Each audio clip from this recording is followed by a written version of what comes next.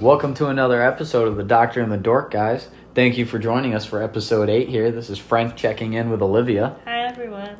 And I think Olivia is once again going to take it off for us this week and tell us about how her week/weekend went. So, all right, let's get this kicked off, guys. All right, here we go. Prepare for takeoff. So this weekend, I went home to Syracuse, visited my fam. It's about to be birthday week for all of you listening. Feel free to wish me a happy birthday on Wednesday and Frankie a happy birthday on Friday. He loves celebrating his birthday. So nice humble brag right there, babe. Shameless plug right there. Jesus. Anyways. All right. So I went home to see my family for an early birthday celebration. Had a pretty good time. Had some homemade chocolate cake from Mama Costa, so that was appreciated. Very delicious. And went to the beach again on Saturday. I'm living the summer dream. What beach did you go to? So we went to Southwick Beach, it's called. It's on Lake Ontario. And Southwick? Yeah. All I right. love it there. We went there all the time when I was a kid, so it's nice to go now. But the water, much to my surprise, was so clear. Usually that lake water gets all like that nasty algae all up in it, but it was so clear, and there were so many sandbars, so you could like swim way out, and then you'd be back up to your ankles. So like that was fun. My little brother Sully went. He had a blast. He had his tube. He was riding the little waves. He thought he was living the dream. He also made another little friend who was also 5 years old, so they played together, which was the ideal situation. But yeah, That sounds like a pretty awesome weekend. it was pretty fun. Didn't wear enough sunblock. Thought we had packed some more for the beach. We did not, so the only sunblock I got over our 6 hours was the block that I put on before we left the house. That pale skin problems. Yes. Yeah, so I feel you. that wasn't any good. It's rough. I was hiding in Sully's little mini tent, half tent situation he had, so that was good. And then Sunday came back to Connecticut, and I went on a little hike. It was on the Salmon River in like East Hampton / Colchester area. Okay. It was actually so pretty. So there's like a river the whole way, but there's also like a big hill you can go up. I guess a big hill is probably a bit of an exaggeration, but there's an incline that you can go up. And we probably hiked like a mile up, a mile back, and then we sat next to the river for some time and just listened to the water. One of those like beautiful blue herrings was flying all about and hanging out. So those are like, There's not enough of those things. they don't I have swear. those in New York. I never see them. I only see them in Connecticut. I absolutely love, because we've seen a few of them. Yeah. On our, and I don't know, I think that's a staple of a good hike when you see like I wouldn't say I don't believe they're endangered. We should probably look that up. But I certainly don't see a lot of them. Yeah. Not yeah. like I do other birds. And it's always so nice, because remember we were out eating dinner one time. We had a date night. Yeah. And we saw that blue herring out on the water right next to those giant koi fish that were eating all our food. Yeah. So I think that was the third one I've seen this summer, which is pretty surprising. But yeah, that was about all my weekend. Nothing too exciting, just some time with the fam, and came back to Connecticut. Was your weekend any more riveting? Let's see here. My weekend kind of started off with my Friday. And big shout out to Matt, AJ, Sean, and Tyler. Deirdre too, she was there, though she was passed out on the couch. So I had everybody over, and we had a game night where we decided we were gonna nerd out real hard, and we threw on the director's cut of Lord of the Rings, The Fellowship of the Ring. Of course. So we had that blaring in the background, coupled with the fact that we were playing this board game called The War of the Ring. Now, for those of you who like casually play board games and you're thinking, oh, it's like Monopoly, wrong. This game was through the roof. Like, I could not believe we spent an hour watching videos on how to play this game to get into it, to only have to delegate our friend Tyler as the rule master to sit there and hash out whether we knew what we were doing or not. So was the setup a long time, or was it oh just my God, understanding the setup all the took rules? easily 20 minutes. Wow. Like, there were so many pieces, so many rules. Whose game was it? Did one of you It's buy my buddy it, or- Matt's game. Okay. He's had it for like 4 or 5 Hasn't years played and it? has never played it. All right. It's just such a huge setup, and it's only made for 4 people. Though, truthfully, I think you could play it with, like, 6 to 8 and just buddy people up because there's so much going on. I mean, the light side... Is it like D&D, or, like, what game is it reminiscent of? Anything? God, I've never played a board game like this. Okay. So this was entirely new to me. So we played the War of the Ring, and that was, for all intents and purposes, a colossal failure on our part. It went well thanks to Tyler... probably being the only one who paid attention to the videos and being willing to read the rules. But we had a blast anyway. We had Lord of the Rings blasting in the background. You know, we're over here playing Lord of the Rings games. We were all having some beers. We had the hookah going. So that was a good time. Roll into my Saturday. God. Saturday, I have to say, was pretty bland. So I was telling Olivia here, I had an awkward scenario in the park. Oh, yeah. And this goes out to all the listeners. I want your guys' opinion on this. So I'm in my hammock in Washington Park in Meriden, Connecticut. I'm just hanging out, minding my own business, reading a book. It was particularly hot. It was like 95, 96 out, real sunny. So I'm in the shade just reading a book. There's no one in the park. This little kid comes along, and I say little, he's middle school age. I mean, 11, 12, somewhere in there, I'd say. And he was hanging out on the swings. He was playing on his phone. And then I see him standing around, you know, clicking his feet together. Like, he looked like he was talking himself up to do something. And every once in a while, he'd look over at me. And I didn't think anything of it. I'm just reading my book, minding my own business. He has to come fight you. And yeah, I thought I was going to get attacked by a little 12-year-old, you know? But no. So he comes over, and I ask him what's up. And all he has to say is, hey, do you have Pokemon Go? Because I need help with a gym battle over here. As so happens, I did have Pokemon Go. So I helped him out, and then I quickly, like, distanced myself from him because there were no adults there. And I say adults because I suppose I am one myself, but you know, there was no one else there. You won the Pokemon gym fight, though, right? Yeah, so I helped him win the Pokemon gym fight. Not that this kid really needed my help. He trashed this thing. Like, I was like, why did you even ask me? Like, you just soloed the thing. But anyway, and then he like kept trying to hang out, and he was telling me his little sister didn't want to come out because it was too hot out, and you could tell, I could just tell he was feeling real let down that there were no other kids his age to hang out with. And I felt bad, so I kind of just, you know, I played the Pokemon Go game with him, but then I had to send him on his way. Do you think he thought that you were maybe his age?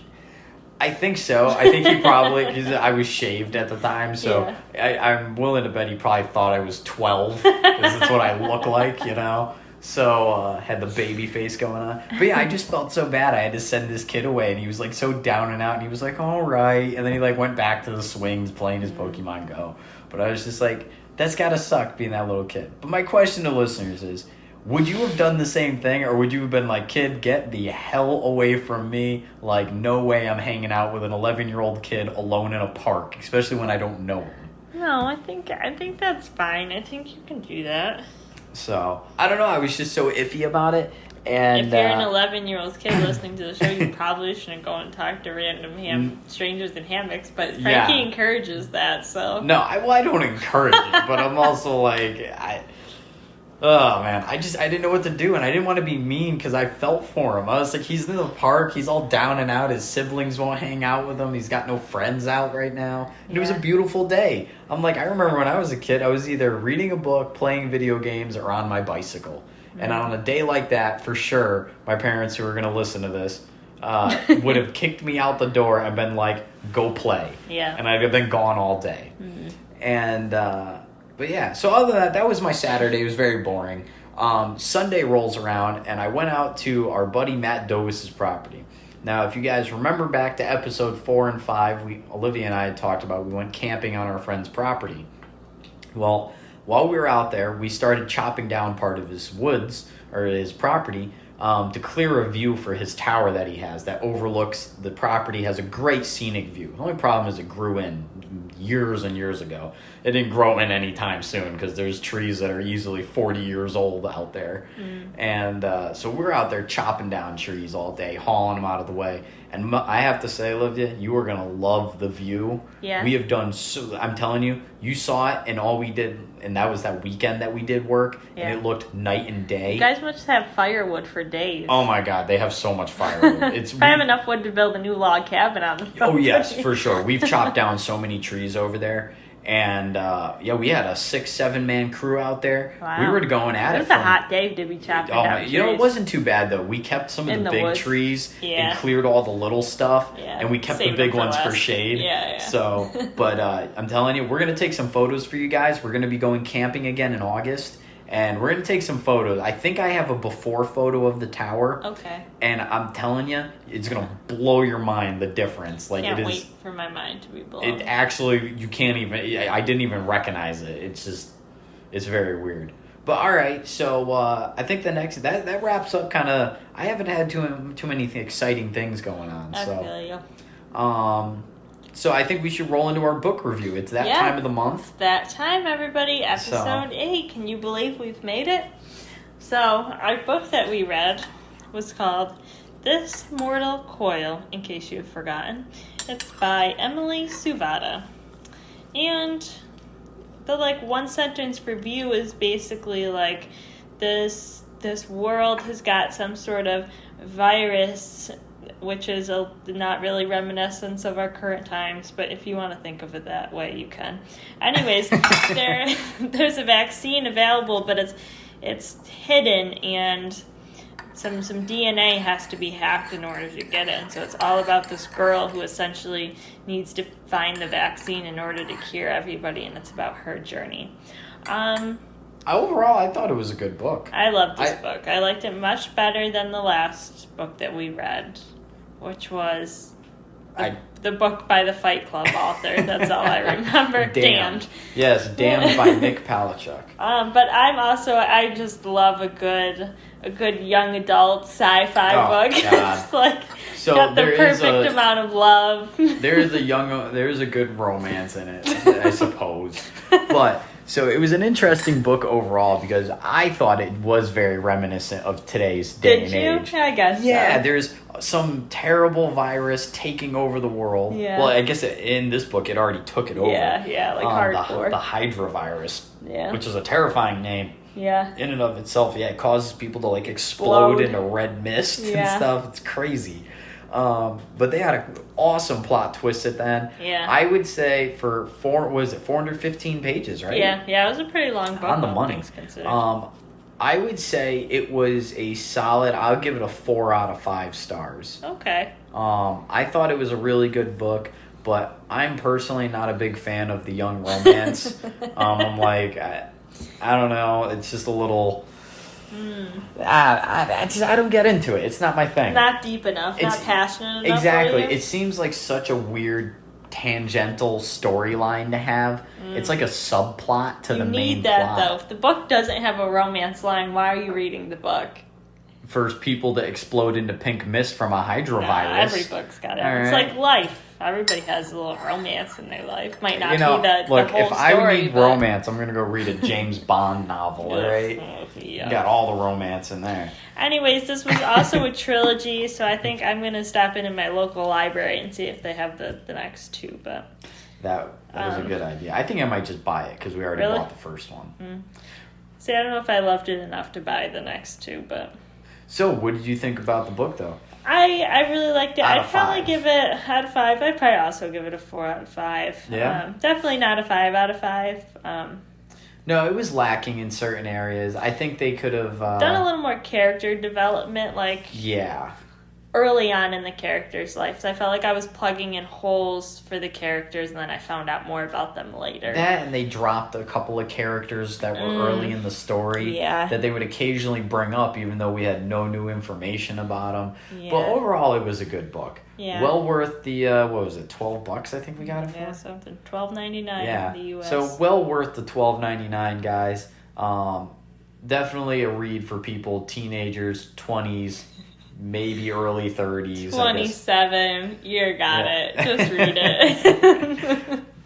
But I already have picked out our new book, and this is going to be called A Witch in Time by Constance Sayers. And I don't really remember what the book's about. I think this witch is like a time traveler. I got you guys. I remember what it's about. Good. So it is a story about someone who is immortal. If you guys have watched the Hitchcock, I believe it's Hitchcock, with Will Smith when he's the superhero, but he doesn't know, but he's like a bum.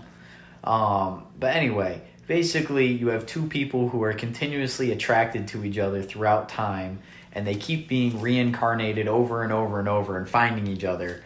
And I mean, the story doesn't really give us more than that. Look at this romantic that Frankie is. No, not romantic. Get out of here. But I think it'll be a pretty good book, guys. It certainly looks like a good book already. It's got those ragged pages on the inside, so you know it's going to be raw.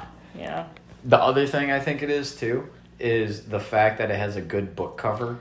The only thing I don't like about it is that it's hard covered, and that makes it difficult to, like this, you can, swoop the pages around. Oh my God! Is that like a cardinal sin? Yes. My God. Who does that to a book? Me. That is horrible. Please. So much easier. Please never do that in front of me again. My God. I couldn't figure out why the binding on that was so Did you notice folded. all the pages at the bottom that were wet from when I was at the beach? Yes, I did. I noticed the book was soaked. I noticed that it was bent in a funny way. There are a couple pages with a little texture. For the record, guys, Olivia is not to be trusted with valuable books. My God. This book was $12.99, so.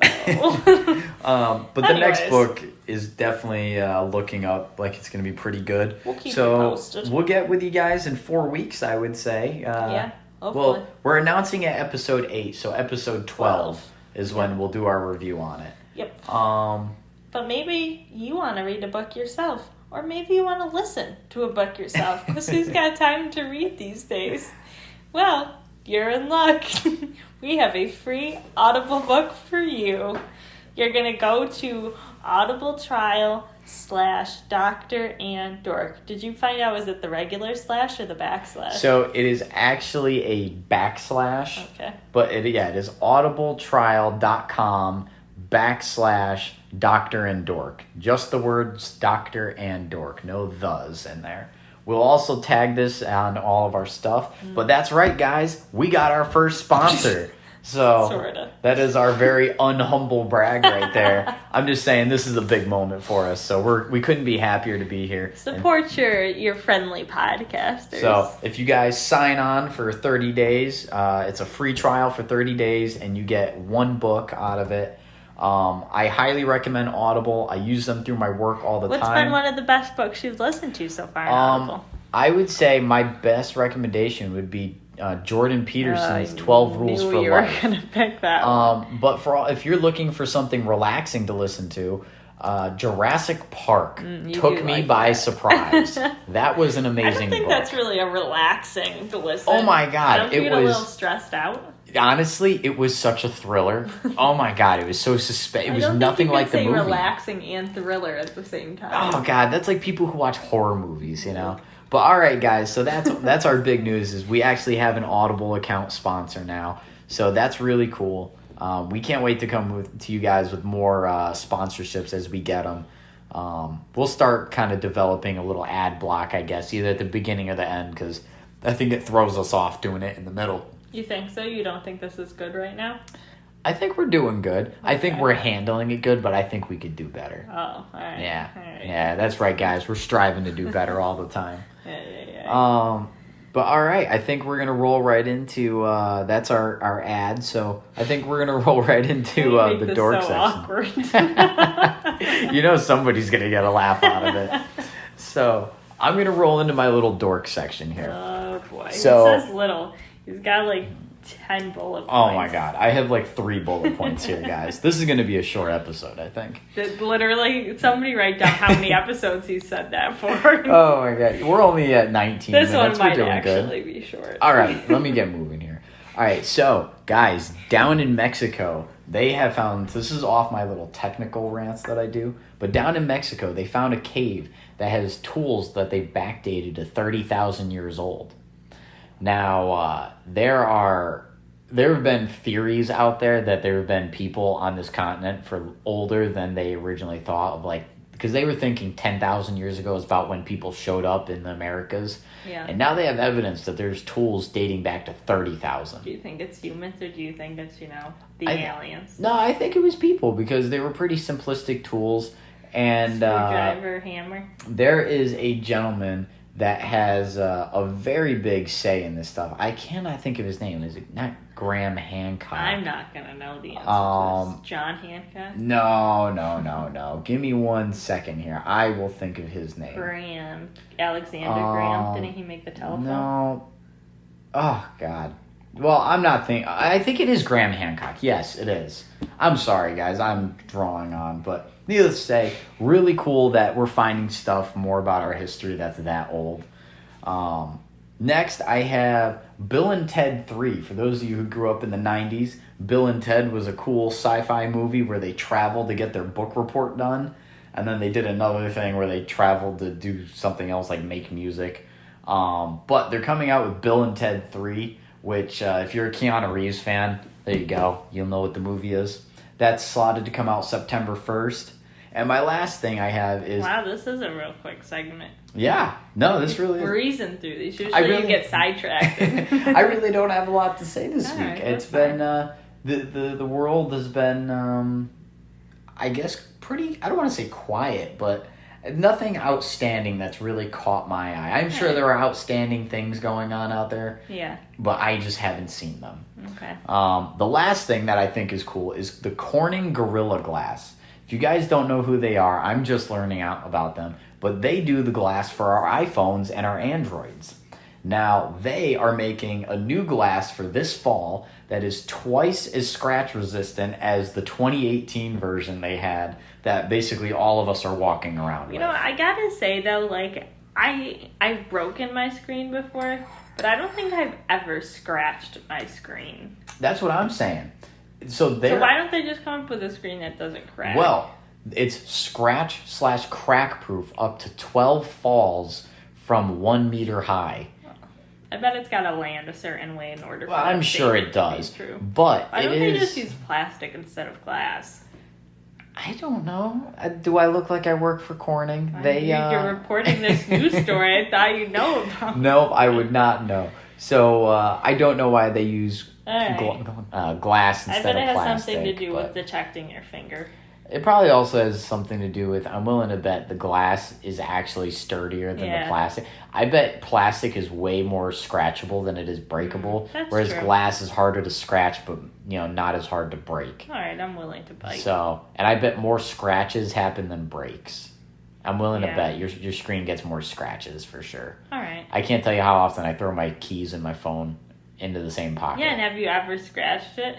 Never. No, never. And I'm always constantly worried I'm going to scratch the hell out of it because I'm like... So what an odd thing to advertise, that it's going to be more scratch resistant. But hey, it's coming out for this fall, so I don't know. I'm interested to see what it brings. I would love to just get a hold of some of it and just seeing how much I could push it. They get a diamond against it and just start dragging it. Just start hitting it with a hammer and stuff and just taking digs out of it. But all right, I'm going to let Olivia take us away here and wrap this podcast up. I told you guys it was going to be short. I don't have anything too exciting this week either. Some quick things to note. The FDA has now recalled up to 90 hand sanitizers, so be careful for all you guys out there. What are they recalling them for? The use of undeclared methanol as opposed to the... What are they supposed to use? Ethanol? Ethanol, yeah. What's methanol? Not good. It's gonna be toxic if it's absorbed through your skin too long. So just not to give any ads out, but I'd probably stick to your Germ-X and Purell. They stand the test of time, so you can probably feel they good about haven't been poisoning people with their backyard concoctions. You know what it is? I think a lot of breweries started making hand sanitizer. Yeah, but even then, I don't think they're using methanol. I want to know you're not drinking methanol. We got to look up who these brands are because I'm real interested to know who's rolling out toxic hand sanitizer. advertising essential oils. But that's just a personal Harsh. guess. The next thing I'd like to say is I'm a little bit behind the times on this one, but I had mentioned the whole ranitidine and some other drugs getting recalled for the presence of NDMA, and I found out that not only was ranitidine or Zantac in particular recalled, but it was fully withdrawn from the market. I had made a note that Valisher had came up with this video claiming that ranitidine was creating this toxic chemical, but it turns out that might actually be the case, but it still doesn't explain why it's showing up in so many of these other drugs. And, I'm a pharmacist, so I don't want to say that, pharma's out to get us, but it's very odd that this is happening. So I would just like some answers. If anybody knows any answers to that, would love to know more. So they recalled that, and that's all the blood pressure medications, That right? one was for heartburn. Oh, heartburn. Okay. So instead of using ranitidine, the next most famous one is probably famotidine. And so far that one's been on the clear. So if you got heartburn, go for that. But at the pharmacist and me, if you're going to use over 2 weeks of an OTC heartburn medication, you should then go to your doctor because you could have a more serious issue. Anyways, what I really wanted to talk about this week was the FDA put a new warning or news update on their site saying that if you're a doctor prescribing opioids, you should also consider prescribing or at least telling your patients about naloxone or Narcan. This is kind of like a little late to the party recommendation, I feel. Naloxone's been out for a while now.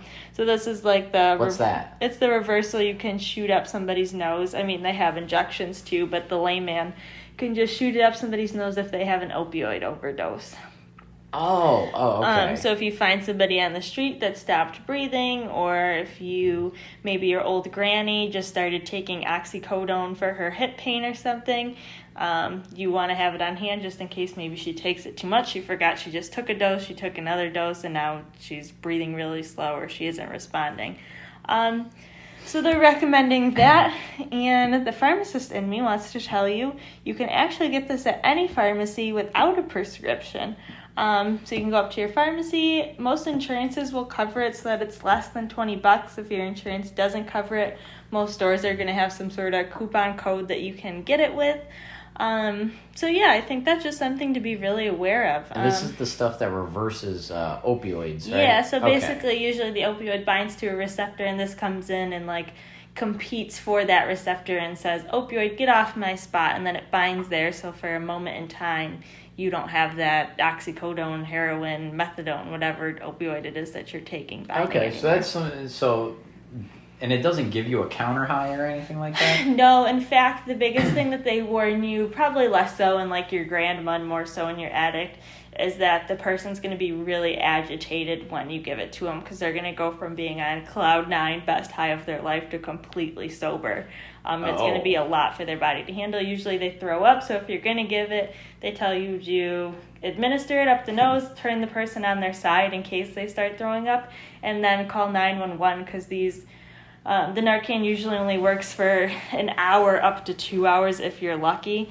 And by then, some opioids are still circling around the blood, and so it might actually start binding again. So you want to get them in the hospital where they can do what they need to do, or even make a full-on bag of an infusion to run over time. I never knew how that stuff worked, so... Yeah, it's pretty nifty. Narcan is what it's called, though? Narcan, yep. Okay. Oh, can. Okay, Narcan. Yeah, Narcan. Yeah, and there's really not any known side effects, so even if you see somebody who's down or you're not sure if Granny's out because her blood pressure is low or because she took too much of her oxycodone, it's not going to hurt to give that a shot and see what's happening. No, that's good to know, though. I just use that example because everybody just assumes it's only for heroin addicts, and you know what, I say even if that is all it was for, it's still a valuable thing, so. Oh, that's good to know. All right. But that's my plug today. It's all the FDA really had for me. I don't have anything. I've only got blood clotting things going on in my research life, which I think is far less interesting. But I think that's all we got. So let's go down the list group, shall we? Check us out on Podbean, go to Spotify, go to Apple iTunes, leave us a 5-star review, leave us a comment, subscribe. YouTube. Yep, go to subscribe YouTube. on YouTube. I haven't checked YouTube recently, actually. Go to our Instagram, give us a follow, give us a like, give us a tag. And, I think that's it. What else you got? I think that's enough of selling us out. All right. So we will see you guys next week. I hope you have a good week. And we'll talk to you then, guys. Bye. Bye, everyone.